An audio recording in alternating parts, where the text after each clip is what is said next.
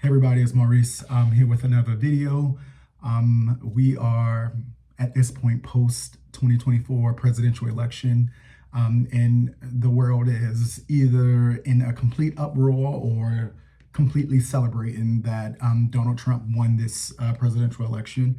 And according to what everyone was fighting for, what they said they were fighting for about to save democracy, the one thing everybody should walk away with being excited about is that democracy was at play, that the American people voted and the American people decided who they wanted to be their next commander in chief. And so that will be Donald J. Trump.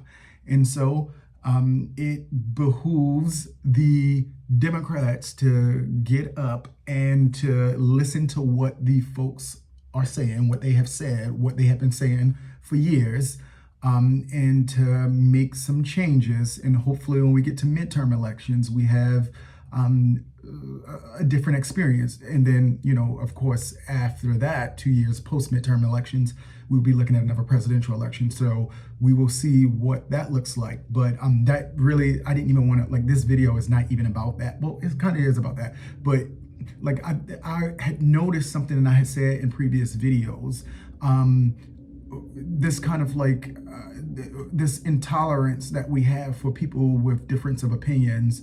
And then something recently happened with prior to the election, the LA Times and the Washington Post, if I'm not mistaken, both had decided that they weren't going to endorse any presidential election, any presidential candidate for the election.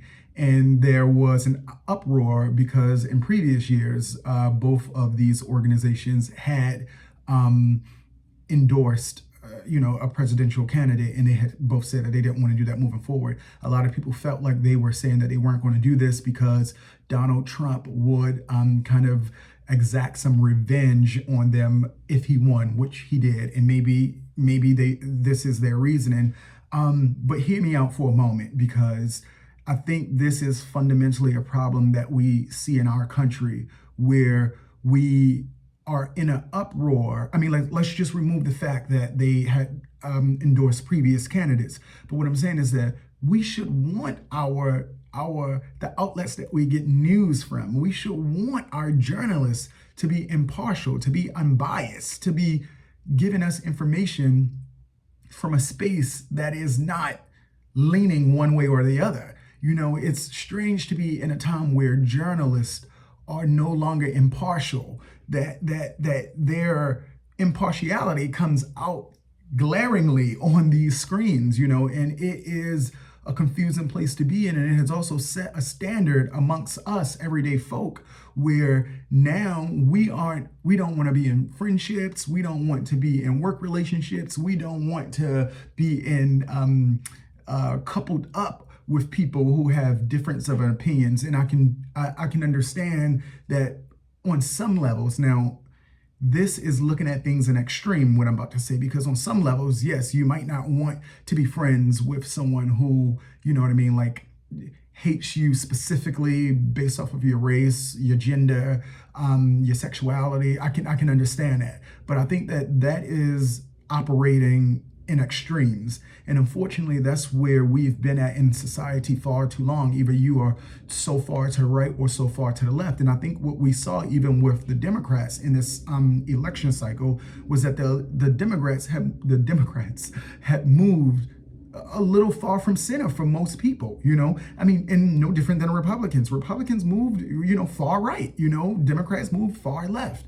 And I think that there has to be, I mean, as an everyday person that goes to work, that's taking care of my family, that as an everyday person, there has to be people that recognize that majority of us, a good amount of us, are more center on things. We could, see both ends of things. And I think that the Democrats moved too far from center for a lot of people, and it had a huge impact on how they looked at the party and how they voted, and I mean, that is in essence what we want. We want people to say that I'm not liking this, and I'm going to yield this vote to say that I'm not liking this. But back to the point of this was that we have gotten into this cadence of not hearing each other, being unwilling to talk to people outside of the silos. It is again this reminder that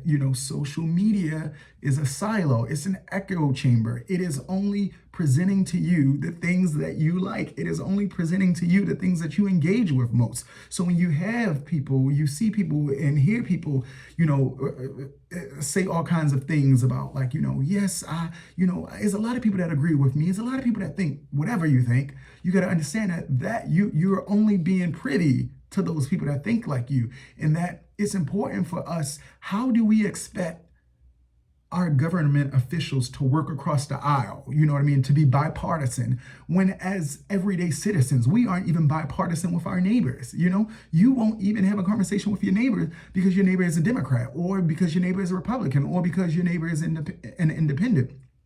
And I think that really is setting us up to be, in trouble. I said this actually when Oprah came out and was doing like Kamala, because if you remember, there was one time on the Oprah Winfrey show that she would never have like presidents on her show. I think the first, if I'm not mistaken, the first president that she allowed, or person, was it presidents or maybe running to be presidential candidates. I have to look back. She wouldn't allow people on the show because she wanted to remain impartial. She wanted to be a journalist. She was a journalist. She is a journalist. And so it's just so strange now that we've just so easily accepted our journalists, our people that should be impartial. It's so strange that we've accepted that they are on a side openly, and that we still expect them to present, news in a impartial and factual way. To me, that is not realistic. And it's just not, you know what I mean? Like, it's just not realistic to me, and so that's one of the things that I've just really been thinking about lately, is that like we really have put ourselves into this box. And I'm like, how do we get out of this? I'm just looking online and seeing the amount of people who are like, and this is their prerogative. It's your money. It is your internet service. It's your phone. It's your social media. You don't have to follow these people. You don't have to engage with these people. But what does it do for you to block everybody that has a difference of opinion? Like, really, like, what does that do for you? So now you're just sitting around talking to everybody that thinks like you? How do you learn anything new? How do you understand an opposing viewpoint? I don't get it. I'm actually struggling to understand this. I'm struggling to wrap my mind around this idea that just because we have a difference of opinion, that we should not even engage with one another. And I think that sets a bad course for this country that we call a democracy, that we want to remain a democracy. Now y'all said y'all was fighting for democracy, but then how do we come to the table and have a conversation? Because a part of this democracy is that we have different viewpoints, different, ideologies, and that somehow we have this one thing that we are supposed to have in common, this fabric, this fabric of what makes this the greatest country. You know what I mean? Like this thing that pulls us together, and that is also it's very, very, very fragile. Democracy is very fragile. You know what I mean?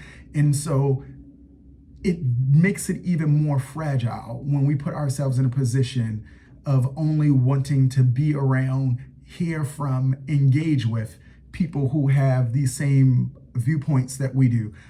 It doesn't leave room for us to reach across the aisle, for us to have that kind of bipartisan relationship with folks. Another thing that I thought about was how, when we have these election cycles, how we have, the celebrity thing is no new kind of, thing, running them across the stage. And, I think that Americans as a whole, Democrat, Republican, Independent, everything in between, Green Party, that as a whole, we have got to start having better standards for ourselves. We've got to start having better standards for ourselves. We allow these people to ignore us year in and year out. First of all, we are just removed from the whole process, especially if it's not a presidential election. Most people are just kind of like removed from the process. And then when a presidential cycle comes around, we expect the whole kind of like, schmoozing and coming to your church and, coming to the barber shop or, you know what I mean? Like, or, going like I saw Donald Trump working in like McDonald's or something. Like, we are so gullible. You know what I mean? Like, we are so gullible. Like, what?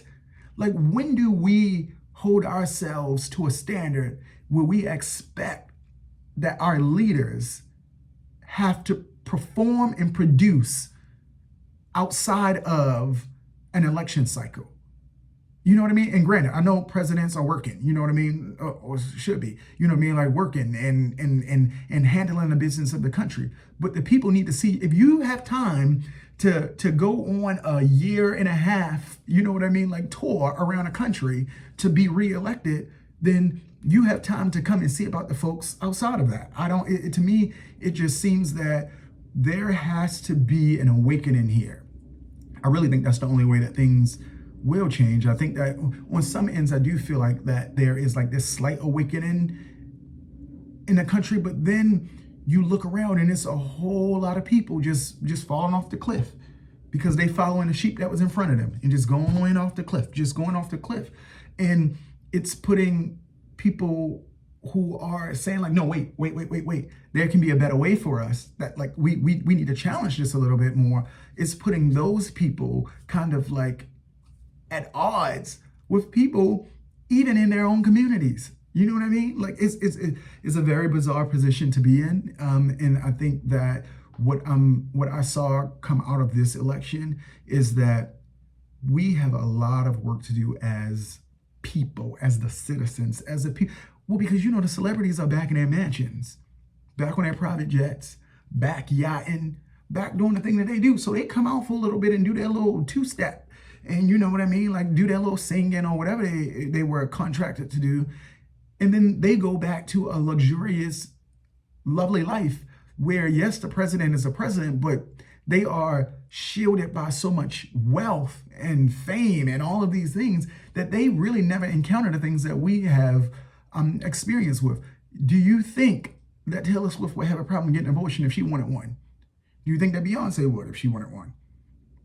This is what I'm saying. Like, we let these people get up there and do that little tap dance, but we got to realize that these people are not in the same boat that we are in.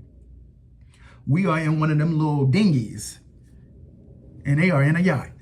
This is a different conversation. And I think that we are too easily fooled. And, hopefully more of us wake up and recognize that like some shit gotta change. Some shit gotta change, but it won't change if you don't.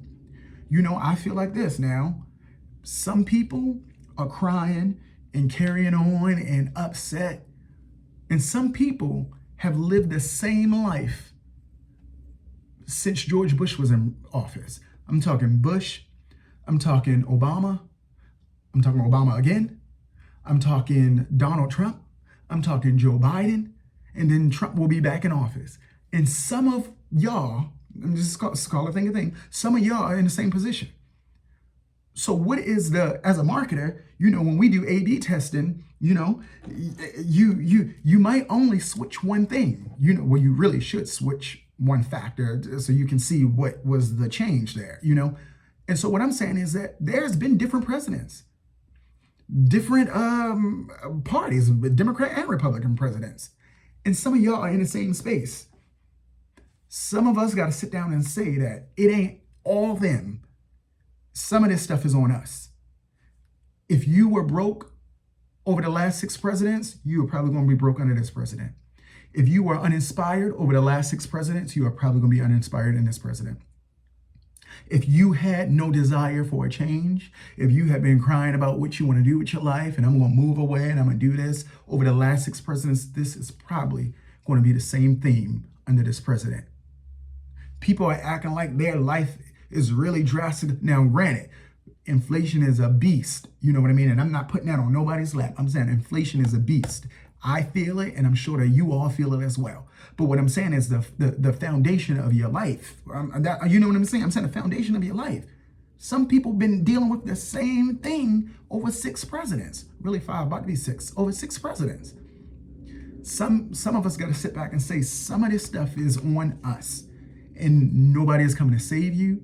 They ain't going to help you. They ain't reaching all the way back. It's not happening. If you don't get up and change your life will be what it's going to be come January 20th when Donald Trump is sworn in. And then it's going to be the same thing in 2028 when we have the next president.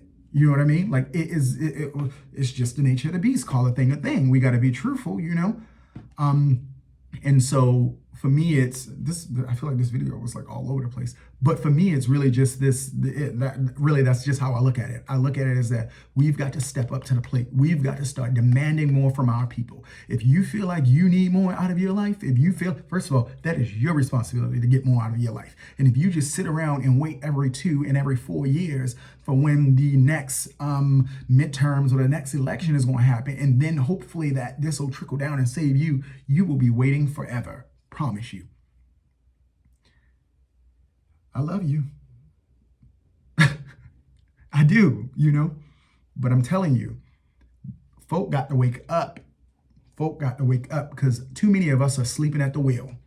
Too many of us, social media has emboldened us. We feel like we can get on air and you can type down, a dissertation under somebody's post. You can say what you know what I mean? Social media has emboldened us, and not many of us are doing the work in real life. And I know that is going to be a hard pill to swallow, but not many of us, a lot of us, aren't doing the work in real life. That's all I had. Love you, and thanks for watching. I'll see you on the next one. Peace.